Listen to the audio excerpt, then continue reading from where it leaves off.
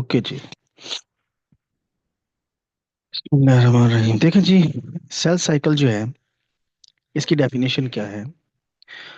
Technically तो इसकी definition ये है, it is a complete sequence of events from the time when cell is formed by mitosis till the cell itself undergo mitosis. इसका मतलब ये है कि ये एक कंप्लीट इवेंट है, एक कंप्लीट प्रोसेस है, लेकिन इस प्रोसेस में छोटे छोटे इवेंट्स हैं जो इन्वॉल्व हैं कि सेल ने किस तरह से डिवाइड होना है। लेकिन इंटरेस्टिंग बात यह है कि सेल साइकिल के डिवाइड होने से पहले जो है वो सेल अपनी तैयारी करता है। ठीक हो गया ना जी। तो जिस तरह से मैंने जाना हो लाहौर या कराची, तो मैं पहले क्या करूँगा, मैं तो जी पहले क्या तैयारी करूँगा, मैं जनाब अपने वो तमाम चीज़ें रखूँगा जिनकी मुझे सफ़र में ज़रूरत है। ठीक है ना जी। और मैं सोचूंगा कि मुझे वहाँ पे ये चाहिए, ये चाहिए, चले फिर ये किया जाए, ये किया जाए। तो मैंने तैयारी करनी है और तमाम चीज़ें रखनी हैं, तब जो है मैं बिल्कुल आसानी के साथ अपना सफ़र मुकम्मल कर सकूंगा। तो cell cycle basically sequence of events है जिसमें सेल अपनी प्रिपरेशन करता है डिवाइड होने से पहले और डिवीजन में, बोथ। ये मैं एक फ्लो चार्ट भी आपके सामने ऐड किया है, ये आपके सामने आ गया होगा। आ गया हो तो मुझे बताइएगा। सर आ गया। आ गया।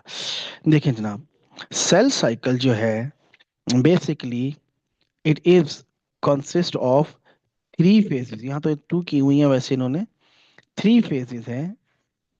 Number one is interphase, number two M phase और कैरियोकाइनेसिस या माइटोटिक फेज, और थर्ड जो है वो साइटोकाइनेसिस है। इंटरफेस क्या भला है? देखो, सेल ने डिवाइड होने से पहले ना अपनी तैयारी करनी है, उस फेज का नाम है इंटरफेस, हमेशा याद रखिएगा। तो सेल साइकिल की डेफिनेशन आ जाए तो आपने कहना है complete sequence of events which are required, which are formed when cell is going to be divide, before division and after division. वो तमाम सीक्वेंस ऑफ इवेंट्स को हम सेल साइकिल कहते हैं।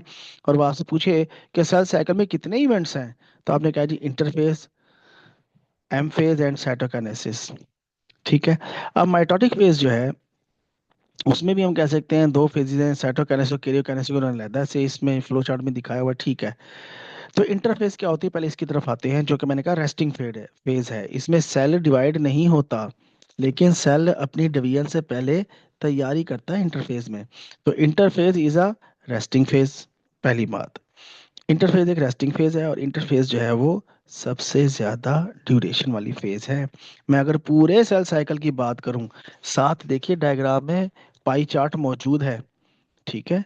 इस पाई चार्ट में आप सेल साइकिल के देख रहे हैं कि G0, G1, S और G2, ये सारी की सारी ये तीनों फेज है, ये इंटरफेज है। तो इंटर टोटल सेल साइकिल जो है उसमें इंटरफेज लॉन्गेस्ट फेज है। तो इंटरफेज रेस्टिंग फेज में क्या क्या होता है, उसको समझने के लिए हमने खुद से इस इंटरफेस को तीन फेजेस में डिवाइड कर दिया है। G1, S and G2 phase. G0 भी होती है वैसे, ठीक है, उसकी बात भी करेंगे, लेकिन वो हमारे सिलेबस में नहीं है, वैसे इन जनरल बात कर दूंगा। जी से क्या मुराद है? जी से मुराद है जनाब gap, gap one, gap two, और एस का मतलब है सिंथेसिस। गैप जीरो की बात कर लेते हैं। देखें, गैप जीरो जो है ये वो फेज है जो कुछ सेल्स के सेल डिवीजन में, इंटरफेज में, सेल साइकिल में होती है और कईयों के नहीं होती। जैसा कि आपके बोन मैरो सेल्स जो आपका ब्लड बना रहे हैं, आरबीसी डब्ल्यूबीसी, उनमें तो G0 आती ही नहीं है। वो G1, S और G2 में जाकर फिर एम फेज में चले जाते हैं, क्योंकि वो मुसलसल डिवाइड हो रहे हैं और मुसलसल नए सेल बना रहे हैं, आरबीसी डब्ल्यूबीसी। और दूसरे नंबर पर आपके जो न्यूरॉन्स हैं, आपके ब्रेन सेल्स हैं न्यूरॉन्स, वो मुस्तकिलन G0 में स्टॉप हो गए हैं जब हम माँ के पेट में थे, और जब पैदा हुए थे उस वक्त तक हमारे न्यूरॉन्स डेवलप हो रहे थे, डिवाइड हो रहे थे, बन रहे थे। उसके बाद ऐसा था प्रोसेस वो कम हो जाता है और अब हमारे ब्रेन के सेल्स नए नहीं बनते, पुराने ही रिपेयर होते हैं। नया ब्रेन सेल्स नहीं बनते, न्यूरॉन्स नहीं बनते। वो G0 में आकर पॉज हो गए हैं। ठीक है। तो हम तो अपने इसकी तरफ फोकस करते हैं कि सेल साइकिल में इंटरफेज में G1 फेज, S और G2 में क्या क्या होता है, क्योंकि हमारे सिलेबस में ये है G1। तो जनाब G1 फेज जो है, इसमें सबसे पहले याद रखिएगा सेल साइज में इंक्रीज होता है। G1 फेज में साइज जो है वो सेल का वो बढ़ता है। ठीक है ना, क्योंकि उसने न्यूक्लियस में मौजूद क्रोमोसोम मटेरियल वगैरह को डबल करना होता है, तो साइज बढ़ता है। तो G1 फेज में slight increase in the size और the volume of the nucleus, size cell का भी बढ़ेगा और न्यूक्लियस का भी बढ़ेगा। ओके। सेकंड, बहुत से नए न्यूक्लियोटाइड्स, एटीपी, नए न्यूक्लियोटाइड्स ताकि नया डीएनए बने, एटीपी मॉलिक्यूल एनर्जी चाहिए, बहुत से एंजाइम्स, उनकी सिंथेसिस यहाँ पर होगी। आरएनए नए बनेंगे, कार्बोहाइड्रेट और प्रोटीन और लिपिड्स की सिंथेसिस होगी, कि रॉ मटेरियल है, एनर्जी का सोर्स है, रेस्पिरेशन में इस्तेमाल होंगे। तो जनाब G1 फेज में यही चीजें होंगी और सेल ऑर्गेनेलीज भी डबल होंगी।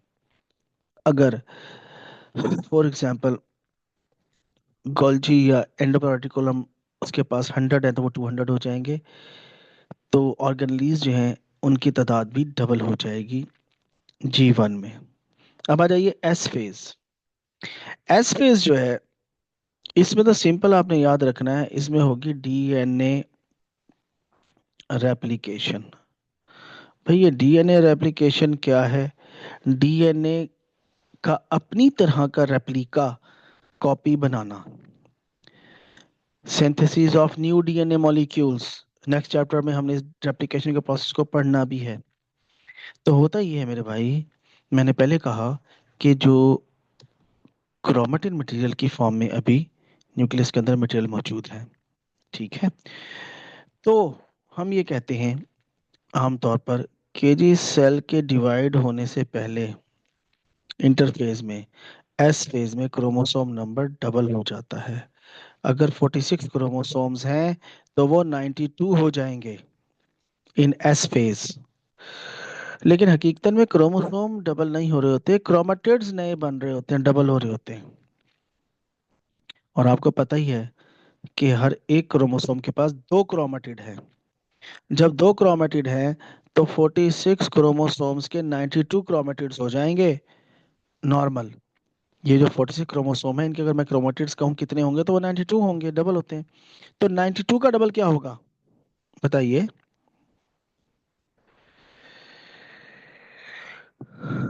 1 92 का डबल 184। 184 क्रोमेटिड्स बनेंगे एस फेज में। ठीक हो गया अच्छा, जी। एस पे हाँ बनेगा। एस फेज में, क्योंकि एमसीक्यूज और स्ट्रक्चर क्वेश्चंस आते हैं, पहले कभी वो क्रोमोसोम के बारे में पूछता है, तो आपने कहा 92 क्रोमोसोम्स और फिर वो क्रोमेटिड्स या डीएनए मॉलिक्यूल्स पूछता है। और मैंने अभी आपको समझा भी दिया कि एक क्रोमेटिड एक डीएनए मॉलिक्यूल से मिलकर बना होता है। वो ये भी पूछता है क्वेश्चंस में कि how many DNA molecules are present in S phase और G2 मतलब फेज। से 182 क्रोमेटिड्स बनेंगे एंड 182 डीएनए मॉलिक्यूल्स ही बनेंगे, जी ऐसा? एक ही बात है जी, ऐसा ही है। की बात है। ठीक हो गया। तो एस फेज में जनाब ये हो गया। अब आइए G2 फेज में। G2 फेज जो है उसमें फिर नई प्रोटीन्स बनेंगी, उसमें डुप्लीकेशन ऑफ ऑर्गेनेलीज होंगी G2 फेज के अंदर। इसमें माइटोकॉन्ड्रिया डबल हो जाएंगे, क्लोरोप्लास्ट अगर प्लांट सेल है तो डबल हो जाएंगे। ठीक है, जो भी उनकी तादाद है। और स्पिंडल फाइबर्स की सिंथेसिस होगी। ठीक हो गया। अब यहाँ पर देखिए कि कुछ क्वेश्चंस इस तरह से हैं कि जी सेल साइकिल में कौन सी फेज सबसे लेंथी है? आपने कहना इंटरफेज।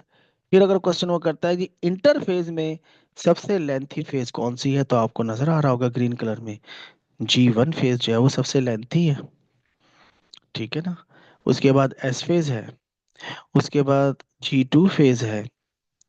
ठीक है। तो जो G1 फेज है वो सबसे ज्यादा लेंथी है इंटरफेस में, और ओवरऑल इंटरफेस एक लेंथी वो फेज है सेल साइकिल की।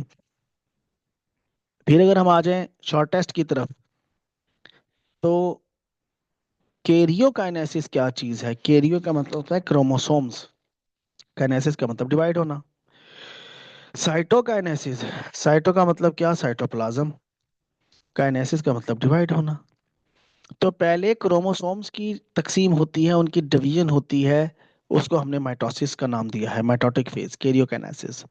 और अपनी सहूलत के लिए, अपने समझने के लिए, हमने उसको चार फेजेस में डिवाइड किया है: prophase, metaphase, anaphase and telophase.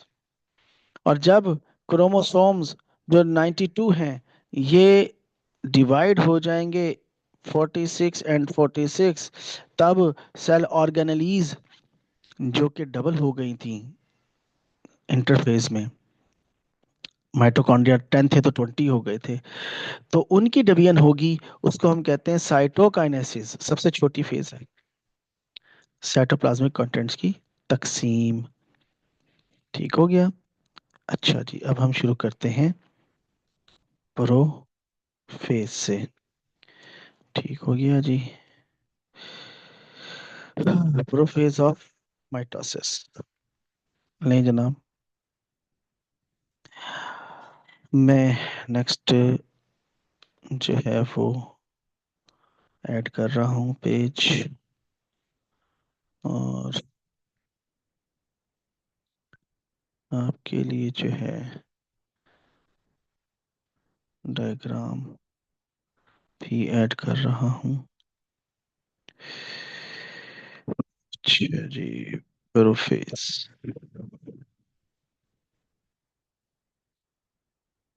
नहीं जनाब, ये कुछ क्लियर नहीं आ रही। मैं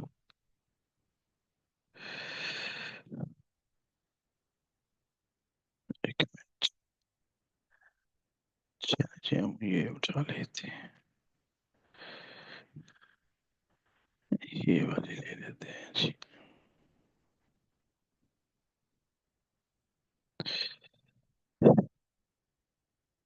ये आ गई जनाब। वो ये आपके सामने शायद आ गई हो डायग्राम। जी डायग्राम को ये पेयर हुई है आपके सामने। जी सर, एक अपीयर हुई है। ठीक है, मेरी को इतनी सुथरी नहीं हुई, मैं चाह रहा था जरा साफ सुथरी आ जाए। बहरहाल चलें। तो देखिए जनाब, जो माइटोसिस की प्रोफेज है, प्रोफेज में क्या होगा? सबसे पहले condensation of, condensation of chromatin में डिलीयर, कंडेंसेशन ऑफ क्रोमेटिन। जो क्रोमेटिन मटेरियल है वो कंडेंस होगा, छोटा और मोटा होगा, और कंडेंस होने के बाद जो है उसमें मेन बात यह है कि कंडेंसेशन से क्रोमोसोम्स बनेंगे, कॉइलिंग होगी, क्रोमेटिन मटेरियल जो है कंडेंस होकर क्रोमोसोम की शेप में आ जाएगा। दूसरा स्टेप क्या होगा? न्यूक्लियो लाई डिसअपेयर, डिसअपेयर तो नहीं होते, एक साइड पर हो जाते हैं वैसे। ठीक है जी, क्रोमोसोम बन जाएंगे, और न्यूक्लियस के अंदर जो न्यूक्लियोलाई हैं वो बहुत साइड पर होकर डिसअपेयर हो जाएंगे। न्यूक्लियर मेम्ब्रेन स्ट्रेच हो होकर, फैल फैल कर आखिरकार फट जाएगी। और जब वो फट जाएगी तो फिर जो है वो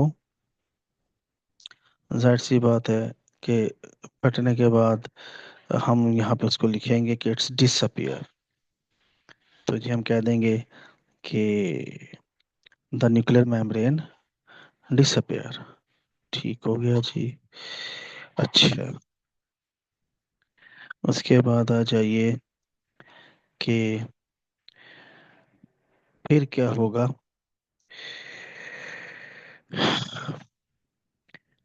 chromosome they become visible, nucleolide disappear and nuclear membrane disappear। Centriole की भी डुप्लीकेशन हुई है और सेंट्रियोल के दो पेयर बन गए हैं जी। सेंट्रियोल के दो पेयर बन गए हैं, और दो पेयर बनने के बाद जो सेंट्रियल हैं they are start moving toward opposite poles. ये देखिए, एक पेयर ये है और एक पेयर ये है। They are start moving toward opposite poles, अपने अपने पोल्स की तरफ ये जा रहे हैं। ठीक हो गया जी। तो ये डायग्राम जरा बेहतर है सर, जी। सर प्रोफेस में ये पता चल रहा है कि न्यूक्लियर मेम्ब्रेन जो है वो अब फट गई है या डिसअपियर हो गई है। हाँ, ब्रेक हो गई है। एंड क्रोमेटिन जो है कंडेंस होके क्रोमोसोम्स की शेप में आ गए हैं। जी तो बिल्कुल। सर, अब ये मतलब साइटोप्लाज्म में होंगे, तो जो एंजाइम्स हैं जो साइटोप्लाज्म में है वो इनसे रिएक्ट नहीं करेंगे, या ब्रेक डाउन नहीं हो सकता? आ, देखें, ये बात आपकी ठीक है, वो आपकी बात बिल्कुल क्योंकि वजह है। क्रोमोसोम प्रोटीन ही है, लेकिन जी क्रोमोसोम प्रोटीन ही बिल्कुल, है, अमीनो एसिड्स को ब्रेक कर सकते हैं। बिल्कुल सही कह रहे हैं आप। मसला ये है कि जो सेल का मैकेनिज्म होता है ना मेरे भाई, वो बड़ा ही स्पेसिफिक होता है। स्पेसिफिक मैं इसलिए कह रहा हूँ कि हर एंजाइम को एक्टिवेट होने के लिए, हर एंजाइम को ट्रिगर होने के लिए, काम करने के लिए उसको काइनेज एंजाइम चाहिए। वो इनएक्टिव होंगे, एंजाइम मौजूद तो होंगे मगर एंजाइम एक्टिव नहीं होंगे इस जगह पर। क्यों? क्योंकि एंजाइम इनहिबिटर इन्होंने खुद उसके लगा दिए हैं, तमाम तैयारी की है सेल ने इंटरफेस के अंदर, ताकि कोई डैमेज ना हो। ठीक है, एंजाइम मौजूद होंगे लेकिन काम नहीं करेंगे। ठीक हो गया जी। अब आप ये देखिए कि प्रोफेज में जो बातें आपने लिखनी है, आपने निकलना है न्यूक्लियर एनवेलप के फ्रैगमेंट्स बन गए, न्यूक्लियर एनवेलप, न्यूक्लियर मेम्ब्रेन टूट गया, न्यूक्लियोलाइड डिसअपेयर हो गया, और जनाब कंडेंसेशन ऑफ जेनेटिक मटेरियल हो गई। तो कंडेंसेशन के बाद उनकी क्रोमोसोम जैसी शक्ल बन गई। Centrioles they are start moving toward opposite poles, basically plural of centriole is called centrosome, और उनके स्पिंडल भी बनना शुरू हो गए। ठीक है ना जी। ये सारी इंफॉर्मेशन जो है ये हमारी हो जाएगी प्रोफेज की। और प्रोफेज जो है बेसिकली आपकी लेट प्रोफेज भी एक होती है, ये भी बता दूं। अब ये लेट प्रोफेज क्या होती है? लेट प्रोफेज का मतलब मेरे भाई ये होता है कि जो सेंट्रियोल हैं ये मुकम्मल तौर पर ऑपोजिट पोल्स पर पहुंच गए हैं, और पहुंचने के बाद इन्होंने क्या किया है कि अपनी माइक्रोट्यूब्यूल्स जो हैं, ठीक है, अपनी जो माइक्रोट्यूब्यूल्स आपने पढ़ा था सेंट्रियोल में, यहाँ पे तीन तरह की माइक्रोट्यूब्यूल्स बनेंगी। यहाँ पे बनेंगी aster kinetochore microtubules and non kinetochore microtubules. अब क्वेश्चन ये है कि ये किस किस्म के माइक्रोट्यूब्यूल्स हैं। मैं अभी आपको एक तो डायग्राम दिखाता हूँ, और दूसरा मैं आपको जो है वो इसकी डायग्राम जो है नेक्स्ट पेज पर ऐड करके ये आ जाइए, और मैं बनाता भी हूँ। ये डायग्राम आपके सामने आ गई होगी। देखो भाई, जो एक क्रोमोसोम होता है ना, उस क्रोमोसोम की एक तो सेंट्रोमियर प्रोटीन होती है, और एक प्रोटीन यहाँ पर होती है, इसका नाम होता है काइनेटोकोर। Kinetochore protein. जो स्पिंडल फाइबर्स होते हैं वो इनके साथ अटैच्ड होते हैं। तो ऐसे स्पिंडल फाइबर्स को हम कहते हैं काइनेटोकोर स्पिंडल फाइबर्स। तो अब ये देखिए, ये एक सेल की ये एक सेल है, और उस सेल की मेम्ब्रेन के साथ कुछ जो है वो सेंट्रियोल की माइक्रोट्यूब्यूल्स अटैच है, उन्हें कहा जा रहा है एस्टर माइक्रोट्यूब्यूल्स। ये मेम्ब्रेन के साथ बंध कर ग्रिप किए हुए हैं। और जो 92 क्रोमोसोम्स हैं, now they arrange in the centre of the cell. ये हम बात कर रहे हैं अभी बेसिकली प्रोफेज, लेट प्रोफेज की और मेटाफेज की। क्योंकि कुछ क्वेश्चंस आपको ऐसे मिलेंगे पास पेपर में कि लेट प्रोफेज बताएं। तो लेट प्रोफेज और मेटाफेज तकरीबन एक ही बात है। तो लेट प्रोफेज में स्पिंडल फाइबर्स एस्टर बना चुके होते हैं। 92 क्रोमोसोम्स जो होते हैं वो सेंटर में अरेंज हो चुके होते हैं। अब मेटाफेज शुरू होगी। तो मेटाफेज में क्या होगा जनाब? मेटाफेज में ये होगा कि जो काइनेटोकोर माइक्रोट्यूब्यूल्स हैं, they attach with the kinetochore of the chromosome. तो क्रोमोसोम जो लाइन अप हुए हुए हैं in the centre of the cell, उसे हम कहेंगे इक्वेटर। सेंटर ऑफ सेल को हम कहेंगे इक्वेटर। ठीक है। और उनके काइनेटोकोर के साथ वो अटैच हो जाती हैं। ये देखिए काइनेटोकोर लिखा हुआ है। काइनेटोकोर माइक्रोट्यूब्यूल्स, उनका कलर भी उसने जरा डिफरेंट करके दिखाया है। ये जो खाली है इनका नाम है नॉन काइनेटोकोर माइक्रोट्यूब्यूल्स। ये वाली नॉन काइनेटोकोर माइक्रोट्यूब्यूल्स है। तीन तरह के माइक्रोट्यूब्यूल्स है: astral, kinetochore microtubules and non kinetochore microtubules. या इनको उसने पोलर माइक्रोट्यूब्यूल्स का नाम भी दिया है। तो अब मेटाफेज जो है उसमें सिर्फ इतना ही होगा। और इसको हम कहेंगे माइटोटिक अपरेटस इज अरेंज। क्यों कहेंगे माइटोटिक अपरेटस? जब हम लैब में जाते हैं, एक्सपेरिमेंट स्टार्ट करने लगते हैं, तो पहले हम अपरेटस सेट करते हैं। अपरेटस सेट करने के बाद जो है वो प्रैक्टिकल स्टार्ट होता है। तो अब टेक्निकली माइटोसिस में, कैरियोकाइनेसिस में क्रोमोसोम्स की तकसीम होनी है। अब तकसीम होने के लिए, डिवाइड होने के लिए तैयार हैं अब क्रोमोसोम, तैयारी हो चुकी है। 92 क्रोमोसोम सेंटर में अरेंज हो चुके हैं। और अरेंज होकर जो काइनेटोकोर और माइक्रोट्यूब्यूल्स हैं उनके साथ अटैच हो चुकी हैं। और अटैच होने के बाद अब सिर्फ जो है वो एक ही काम होगा, इनका अलहदा होना। और अलहदा होना कैसे मुमकिन होगा? अलहदा होने के लिए जनाब जो है वो होगा एनाफेज में काम। ठीक है जी। और एनाफेज में ये काम कैसे मुमकिन होगा, इसको हम देख लेते हैं। मैं आपके लिए इसको नेक्स्ट स्लाइड पर अरेंज कर देता हूँ। ठीक है जी। नेक्स्ट स्लाइड आ गई। और यहाँ पर डायग्राम भी आ गई। डायग्राम विजिबल है आपको? नहीं? हो गई लोड? सर डायग्राम आ गई नजर? अभी आ गई आ गई। ठीक है। एनाफेज में क्या होगा? एनाफेज में जनाब जो स्पिंडल फाइबर माइक्रोट्यूब्यूल्स है ना, ये माइक्रोट्यूब्यूल्स जो हैं ये ऑपोजिट पोल्स की तरफ शॉर्ट होना शुरू हो जाएंगे। मतलब ये कि ये माइक्रोट्यूब्यूल्स जो हैं ये अपने अपने पोल की तरफ जो है वो छोटा होना शुरू हो जाएंगी दोबारा से। ये है माइक्रोट्यूब्यूल्स, आपको पता ही है, सेंट्रियोल आपने पढ़ा हुआ है। और इनके साथ काइनेटोकोर प्रोटीन अटैच है, तो इसलिए क्रोमोसोम दरमियान से टूट जाएंगे। जहाँ काइनेटोकोर से अटैच्ड हैं क्रोमोसोम्स टूट जाएंगे इनटू क्रोमाटिड।